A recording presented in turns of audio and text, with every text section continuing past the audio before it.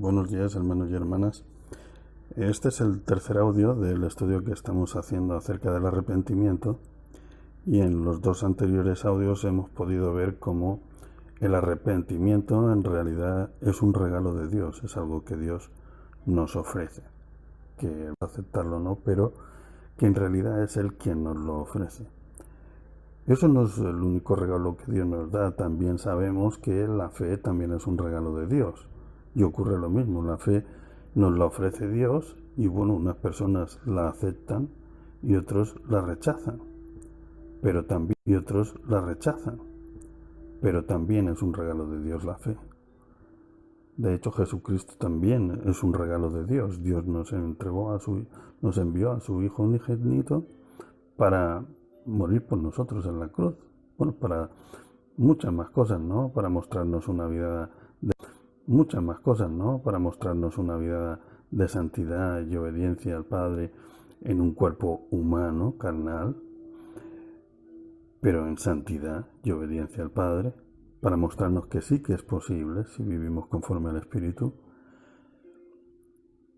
para morir en la cruz por nosotros y comprarnos por precio, un precio que nosotros nunca podríamos haber pagado, y limpiarnos de nuestros pecados con su sangre bendita, también para resucitar al tercer día y ser las primicias y de lo que es la resurrección, mostrarnos que después de eso hay otra vida nueva, y esta nueva vida será eterna, sin hambre, sin sed, sin dolor, sin enfermedad, con el Padre, con el Hijo, la Nueva Jerusalén. Entonces,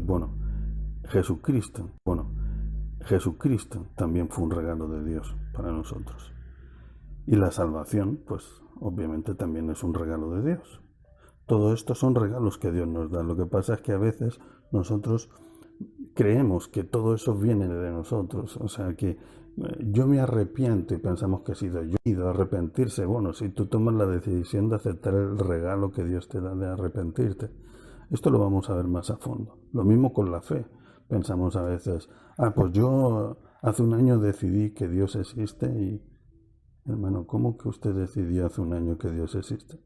Dios existe desde siempre, lo acepte o no lo acepte, tenga fe o no tenga fe, eso es independiente. Dios es Dios.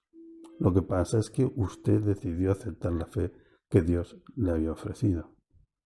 Como dijo Jesús, y aquí yo llamo a la puerta, si alguien me abre, pues yo entraré a cenar con él.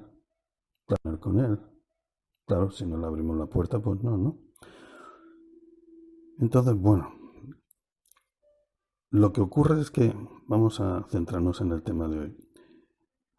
Estos regalos de Dios, no nos podemos quedar como estábamos.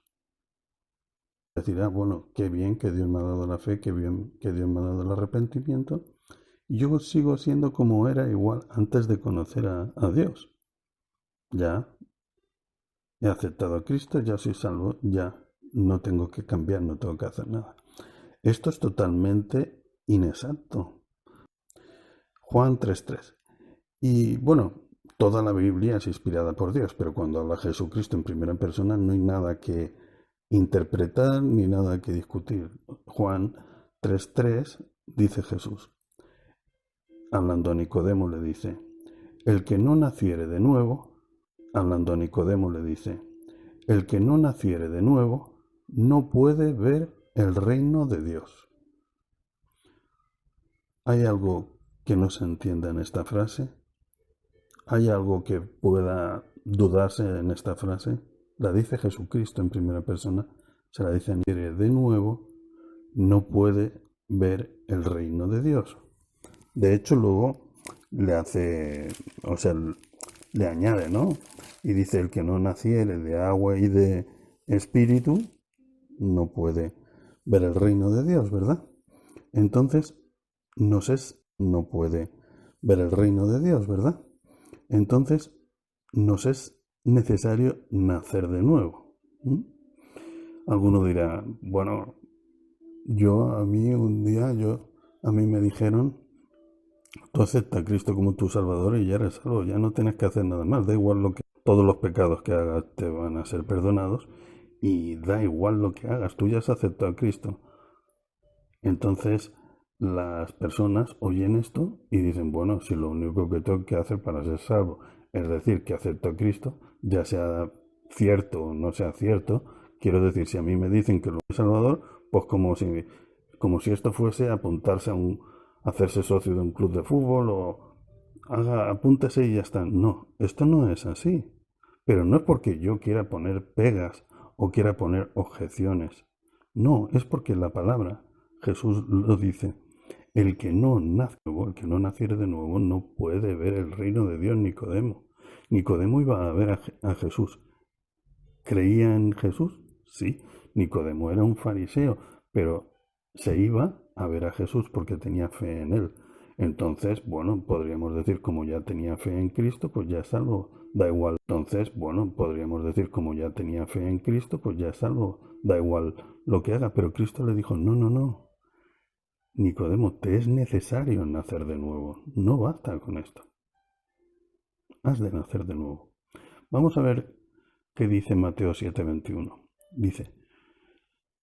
¿Qué dice Mateo 7:21? Dice, voy a leerlo despacio de nuevo. No todo el que me dice, Señor, Señor, entrará en el reino de los cielos, sino el que hace la voluntad de mi Padre que está en los cielos. Entonces, Biblia, cuando no tiene una relación personal con Dios, pues uno se cree todo lo que le cuentan. Y si usted no tiene una relación personal con Dios, no ora, no lee la Biblia, sino que simplemente va a una iglesia de la doctrina que sea, y le dicen, no, mira, está, vale, pues nada, tú reconoce, tú di, Señor, Señor, di, Cristo, Cristo, y ya eres salvo. Acéptalo como tu Salvador. Cristo es mi Salvador, ya soy salvo. Eso es una doctrina de hombre equivocada en el sentido de que lo que dice la palabra es que si no aceptamos a Cristo como Salvador, no podemos ser salvos. Sin fe no es posible ser salvo. Uno no puede ser salvo por las obras sin la fe en Cristo. Una cosa es decir que si no tenemos fe o no aceptamos a Cristo como nuestro Salvador, no podemos ser salvos.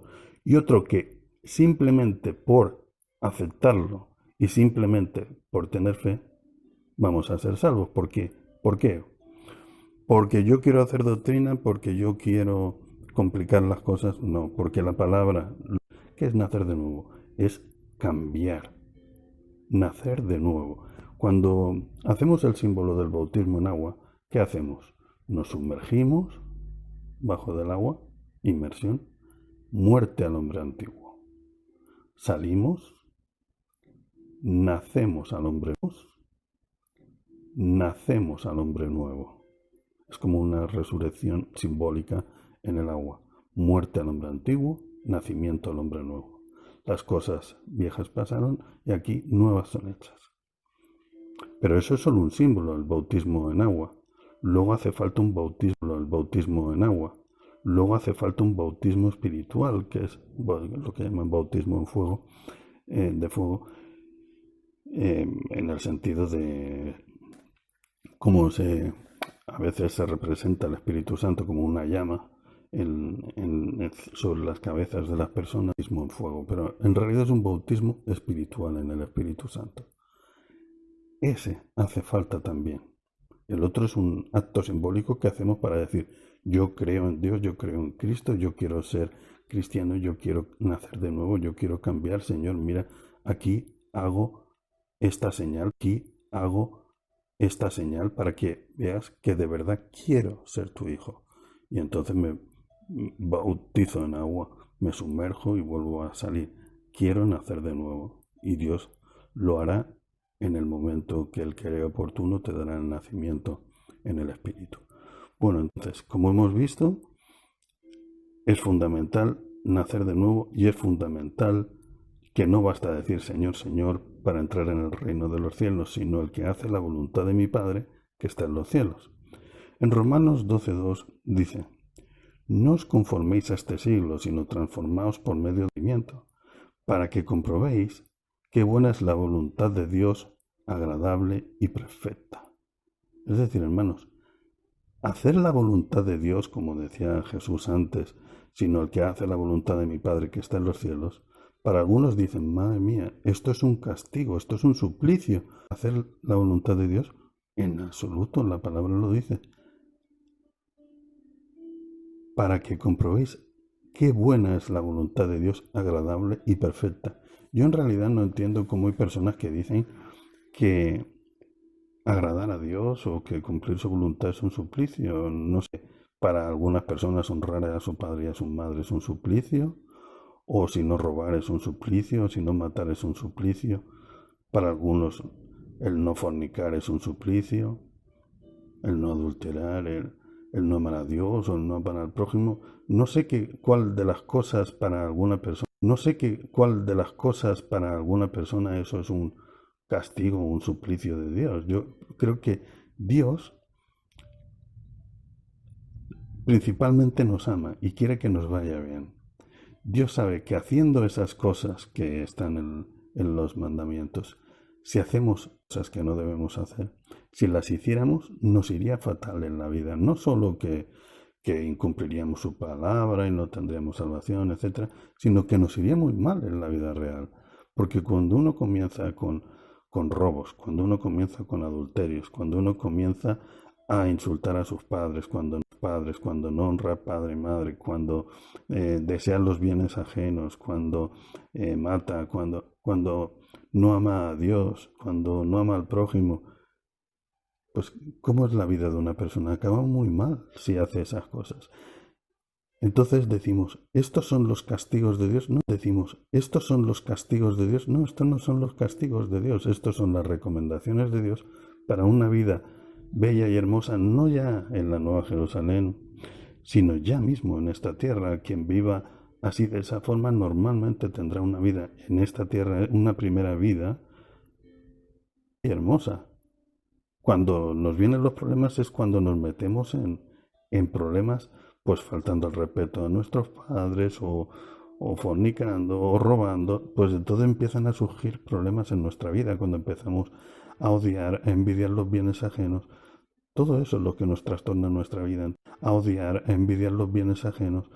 Todo eso es lo que nos trastorna nuestra vida. Entonces no son prohibiciones de Dios, son que Dios nos quiere enseñar cómo debemos ser, porque es la voluntad de Dios, porque ¿qué esperamos nosotros? La salvación, vivir con Él eternamente, ¿no? Como la del mundo donde Satanás reina. Pensamos que la vida allí en el cielo va a ser de fiestas y orgías, porque habrá quien diga, pues si no, a mí no me gusta. Bueno, entonces no desees ir, pero si quieres ir, tienes que saber que allí la vida va a ser en santidad. Santidad tendrás que seguir insistiendo en buscar de Dios para poder un día nacer en el Espíritu y que Él, que es Dios quien te cambia, porque uno solo no puede cambiar. Yo en mi vida anterior pues me intentó cambiar 1000 veces por mí mismo y nunca podía cambiar. Fue conocer a Dios y Él fue haciendo su obra en mí y todo lo que ha conseguido lo ha conseguido Él. Yo solo me he dejado hacer. Y eso es lo que hay que hacer con Dios, dejarse hacer. Bueno, continúo leyendo porque básicamente lo que quiero es leer versículos y no dar a hablar yo. Segunda de Corintios 5:17 dice, de modo que si alguno está en Cristo, nueva criatura es. Las cosas viejas pasaron, y aquí todas son hechas nuevas. Lo que decíamos del bautismo, en agua y morir al hombre antiguo y nacer al hombre nuevo. Lo repite. Aquí es Pablo que lo dice, de modo que si aquí alguno está en Cristo, nueva criatura es, las cosas viejas pasaron y aquí todas son hechas nuevas.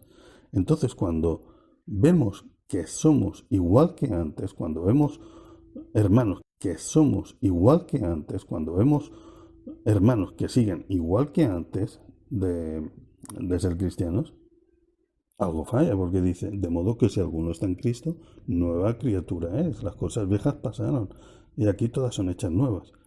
pero en cambio si las vemos iguales, algo falla. Salmo 14.3, o bueno, sí, Salmo 14.3 o Romanos 3 del 9 al 12, que dicen más o menos lo mismo. Dice, todos se desviaron, a una se han corrompido, no hay quien haga lo bueno, no hay ni siquiera uno.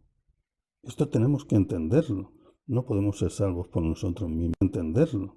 No podemos ser salvos por nosotros mismos. No hay quien haga lo bueno, no hay ni siquiera uno. Todos nos desviamos, nos corrompimos. Estamos todos fracasados delante de Dios. Pero gloria a Dios que Él nos dio a Cristo Jesús y cuando Él subió a sentarse al Padre nos dejó el Consolador, el Espíritu Santo. Gloria a Dios que nos ha dejado eso. Porque si no estaríamos perdidos. Pero gracias a su Santo Espíritu, Él va obrando en nosotros y nos ayuda a nacer de nuevo y actuamos ya en una vida espiritual. Dicen que eso es como instantáneo, ¿no? Sí y no. A ver, cuando uno acepta a Cristo, nueva criatura es. Pero hay que recordar, y esto lo digo de memoria, Proverbios 4:18, cuando dice el camino del justo es como la luz del justo, es como la luz de la aurora, que va en aumento hasta que el día es perfecto. Tengamos en cuenta que cuando conocemos a Cristo por primera vez, no cuando nos hablan de Cristo por primera vez, sino cuando nosotros de repente un día tenemos una sensación, se nos ha aparecido, no me refiero en audible o ni siquiera en imagen, sino que notamos su presencia en nuestro interior, notamos su Santo Espíritu en nosotros y de verdad ya lo notamos como algo vivo y real en nosotros. Desde ese día es la aurora, en oscuridad, en tiniebla, en el mundo de pecado, y de repente vemos salir rayos de sol, que es como el nacer de nuevo, ¿no? Pero dice, el camino del justo es como la aurora, como la luz de la aurora, que va en aumento, hasta que el día es perfecto. O sea, hay que perseverar hasta el fin y no parar nunca, porque uno no se puede conformar en que sea el amanecer nada más. El amanecer está bien, pero hay que crecer hasta que el día es perfecto. Continuamos. Y bueno, no se asustan aunque oigan relámpagos, es que hay una tormenta, pero no pasa nada. Dios está con nosotros. Primera de Pedro 1, del 13 al 25.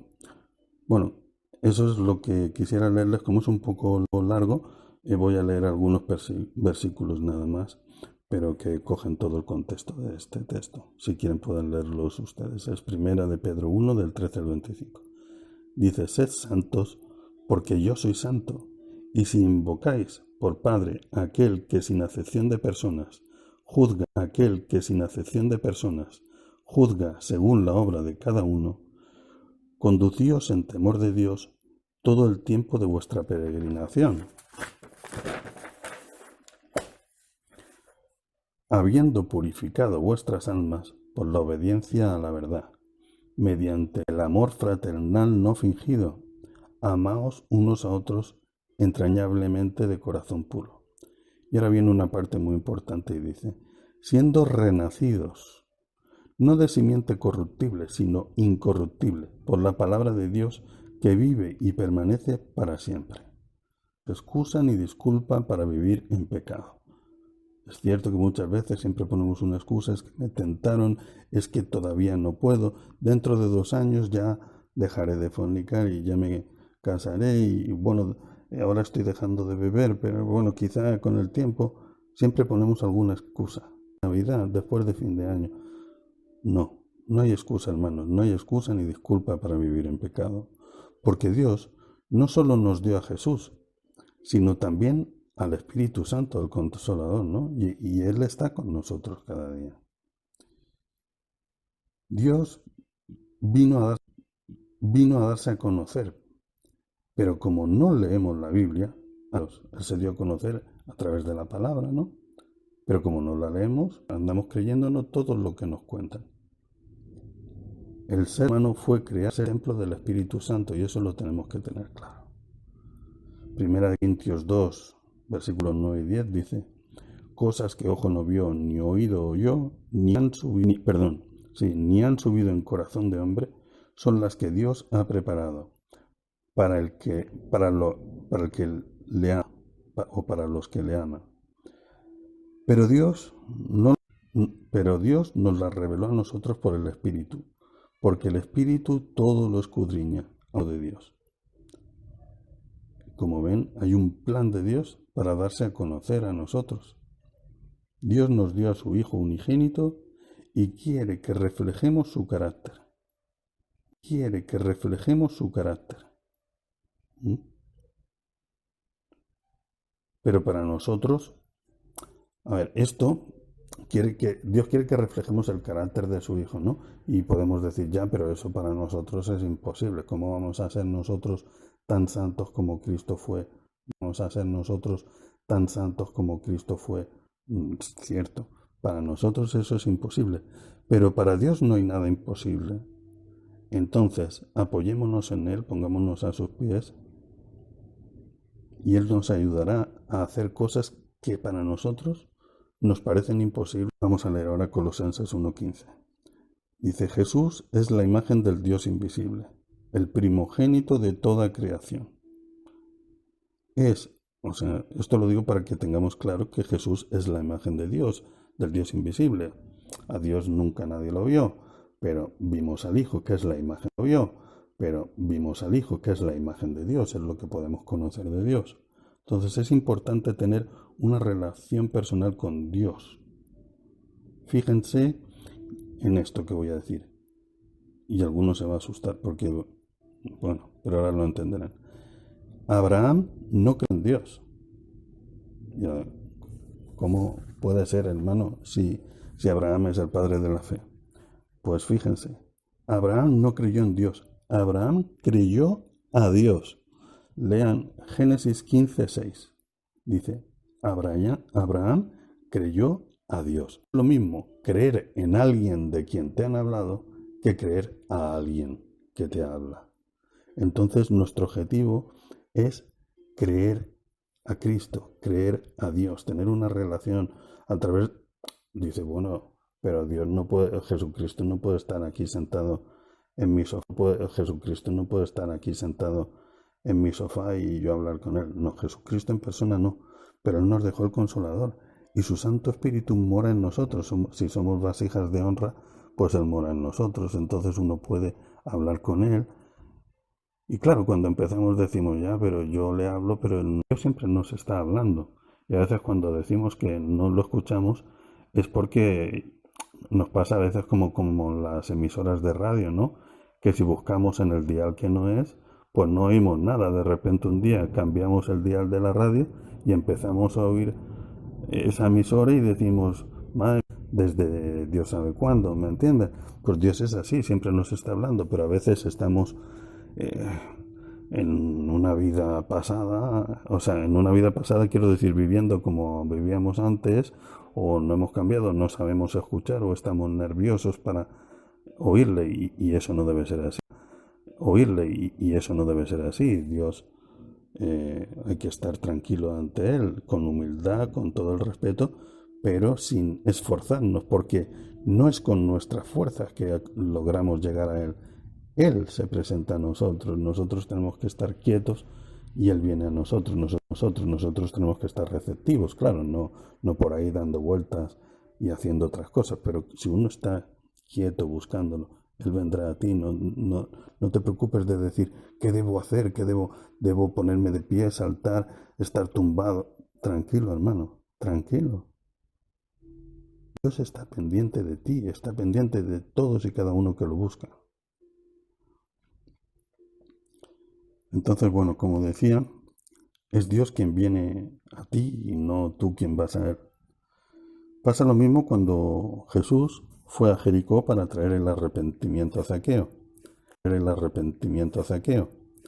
¿Y por qué digo yo que Jesús fue a Jericó para traer el arrepentimiento a Zaqueo? Pues porque fíjense que cuando llegó eh, Jesús a Jericó, enseguida vio a Zaqueo, llamó por su nombre. O sea, no fue una casualidad. Jesús fue allí para llevar el arrepentimiento a Zaqueo. Él le dijo: Zaqueo, ha venido la salvación a tu casa. Y Zaqueo se arrepintió. Y podíamos pensar, bueno, y Zaqueo se arrepintió. Y podíamos pensar, bueno, Zaqueo es que era un ladrón, entonces se arrepintió y lloró y se arrepintió. No, eso no sería arrepentirse, porque para arrepentirse hay que cambiar. Zaqueo a los que había robado, les devolvió el dinero y 4 veces más de lo que había robado. Fíjense si cambió, que pasó de ser ladrón a dar de lo que tenía. Eso es cambiar metanoia, cambio de mente. Tenemos que cambiar, porque arrepentirnos del modo de llorar y darnos golpes para luego... Todo esto está en Lucas 19 del 5 al 10, por si lo quieren buscar, en la parte esta en que Jesús encuentra a Zaqueo. Entonces, hermanos, sinceramente, ¿cómo podemos atrevernos a decir que nos hemos arrepentido si no cambiamos? Hay personas, no quiero criticar a los demás, a nadie en concreto, a lo mejor soy yo mismo, espero que no.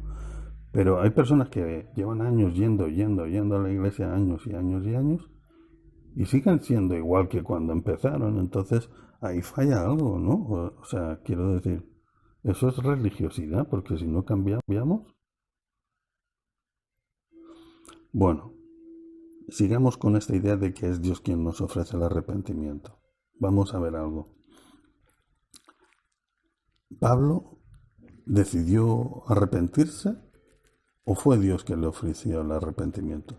¿A dónde iba Pablo? Ofreció el arrepentimiento. ¿A dónde iba Pablo? Pablo iba a detener cristianos a Damasco, iba a detenerlos, los metían en la cárcel para que los tuvieran presos o incluso los matara. Entonces, ¿quién vino hasta allí para buscarlo? Jesús, Dios Hijo. Es Dios quien nos busca. Él iba a hacer su trabajo. Él iba con todo el celo del mundo, con toda la ilusión del mundo, a detener cristianos y meterlos en la cárcel. Él no tenía ninguna intención de arrepentirse, pero Dios le ofreció el arrepentimiento.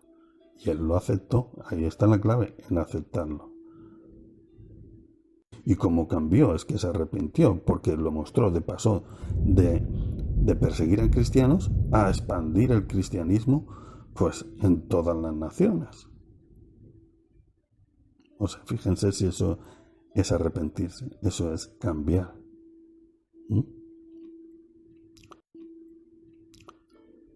Dios nos regala el arrepentimiento, pero tenemos que aceptarlo y no rechazarlo. Podemos pensar, bueno, a mí no me hace falta porque como ya soy cristiano, vamos a ver, mire usted, no somos cristianos. No somos cristianos. Si somos igual que siempre, no somos cristianos, porque si fuéramos cristianos, seríamos diferentes, habríamos cambiado, ¿no?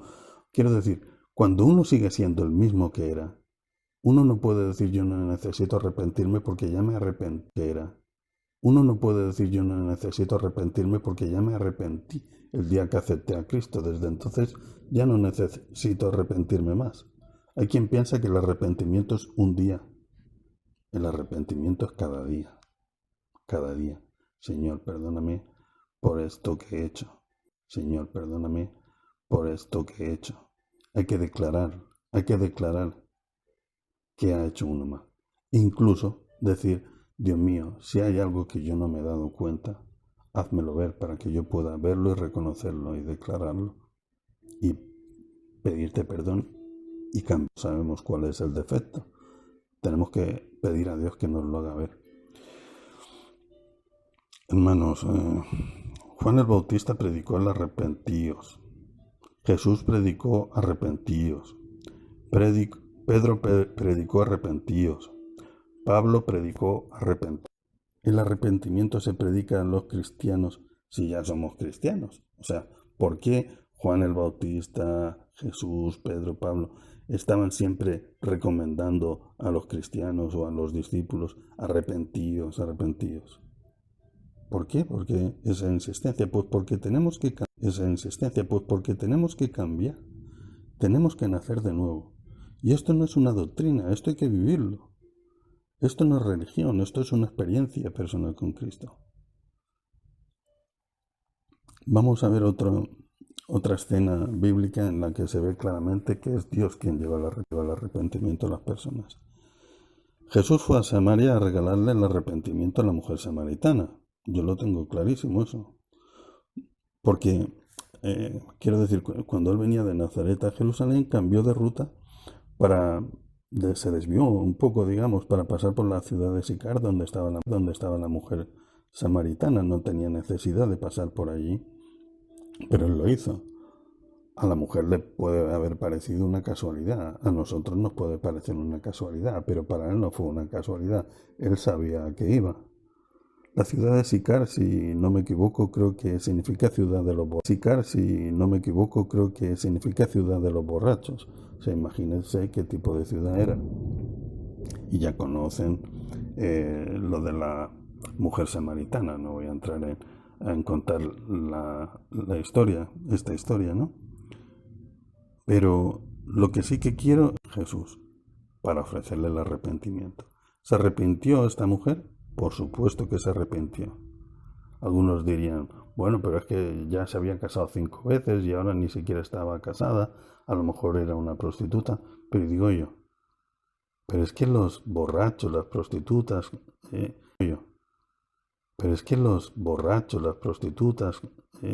etcétera, ¿no tienen derecho al arrepentimiento? ¿No tienen derecho a cambiar?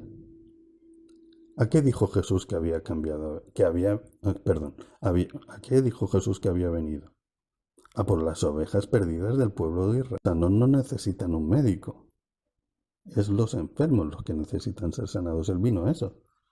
Y eso deberíamos hacer nosotros. A veces cuando evangelizamos nos gusta hablar a personas que ya son cristianas. Eso es muy fácil. A los que ya no lo necesitan. Tenemos que ir a... Es que esa persona es mala persona. Pues justamente por eso. Justamente por eso. Pero nos gusta ir a predicar a las buenas personas. No digo que no, hay que predicar y hay que hablar de Cristo a todo el mundo, pero con más motivo a los que más desviados están, digo yo. A eso vino Cristo. Y él dijo: imitadme a mí o miradme a mí. Yo siempre en Cristo, ¿no? Pues hagamos como él. Entonces, hermanos, pensando en esto de la samaritana, ¿ustedes creen que cambió la samaritana? Sí, ¿verdad? ¿Se arrepintió la samaritana? Sí. Fíjense si cambió, que se hizo evangelista para contar a todos lo que Dios había hecho en ella. Y es que, hermanos, cuando Dios hace algo en nosotros, no podemos quedarnos callados, tenemos que salir y contarlo a todo el mundo. Es algo que no nos puede cambiar, tú lo cuentas. No podemos ser cristianos y no cambiar y ser siempre igual, y no hay cambio. Eso implica que no hay arrepentimiento, que no nos volvemos a Dios, hay que cambiar. La samaritana pasó de prostituta a evangelista y estará en el cielo con una corona llena de estrellas por cada alma que trajo a Dios. Y en cambio habrán otros que en la tierra fueron hombres prominentes, espectaculares, muy bien mirados, pero que estarán en el cielo, trajeron a nadie a Cristo. Bueno, no es como se empieza, es como se acaba. Y para terminar quisiera hablarles de 3 pasajes que es importante que los leamos, aunque se ha hecho un poco largo el audio, pero lo voy a leer. Uno está en Hechos 5, versículos del 29 al 31, dice: es necesario obedecer a Dios antes que a los hombres. El Dios de nuestros padres levantó a Jesús, a quien vosotros matasteis colgándole en un madero. A este Dios lo ha exaltado con su diestra por príncipe y salvador. Y ahora fíjense lo que dice: para dar a Israel arrepentimiento y perdón de pecados. ¿Para qué? envió Dios a Jesús para dar a Israel arrepentimiento y perdón de pecados. ¿Quién nos da el arrepentimiento? Dios. El arrepentimiento es un cambio en nuestra mente, en nuestra alma, en nuestro comportamiento diario, y nos volvemos a Dios, nos convertimos. Eso es ser cristiano, convertirse. ¿Merecen nuestros hijos y nuestros familiares que nos arrepintamos y nos volvamos a Dios? Pues claro que lo merecen. ¿Que nos arrepintamos y nos volvamos a Dios? Pues claro que lo merecen. Pero hay padres que arriesgan la salvación de sus hijos alejándose de Dios. No podemos dejar nuestros vicios si no nos llenamos del Espíritu Santo. Y se lo digo por experiencia. Perdón. Sus propias fuerzas. Yo les voy a hablar de mi experiencia. Durante mucho tiempo he intentado cambiar como persona yo mismo, ¿no? Y no he conseguido nada. Cuando conocí a Dios y empecé a tener una relación personal, Él me dijo, no te preocupes por cambiar cosas puntuales, sino preocúpate en buscarme en espíritu y en verdad. Lee la palabra, ora en todo momento, búscame en espíritu y en verdad. Sin darte cuenta, te iré cambiando yo a ti y te darás cuenta de repente un día que las cosas que hacías ya no las haces. Es decir, cambiamos a través del Espíritu Santo, no buscando, o sea, como no por obras, digamos, no intentando cumplir la ley, digamos, sino que al buscar, pero de verdad, a Dios no se le puede engañar. Uno no puede decir, bueno, yo no cambio y fue culpa de Dios que no me quiso cambiar. No, hay que buscar de Dios de verdad. Él sabe quién lo busca de verdad y quién quiere engañar. Entonces, yo lo que digo es que la ley no te lleva a Dios. El intentar cumplir la ley no te va a llevar a la salvación. En cambio, el buscar de Dios te va a hacer cumplir la ley sin tú darte cuenta, porque vas a nacer de nuevo y vas a tener una nueva. El buscar de Dios te va a hacer cumplir la ley sin tú darte cuenta, porque vas a nacer de nuevo y vas a tener una nueva mente y vas a vivir espiritualmente, sin tú casi ni quererlo. Es lo que te surgirá de ti. Entonces preocúpate de estar en comunión con Dios. Si Dios pues les concedió también el mismo don que a nosotros que hemos creído en el Señor Jesucristo, ¿quién era yo para que pudiese estorbar a Dios? Entonces, oídas estas cosas, callaron y glorificaron a Dios diciendo, y ahora viene el versículo importante, de manera que también a los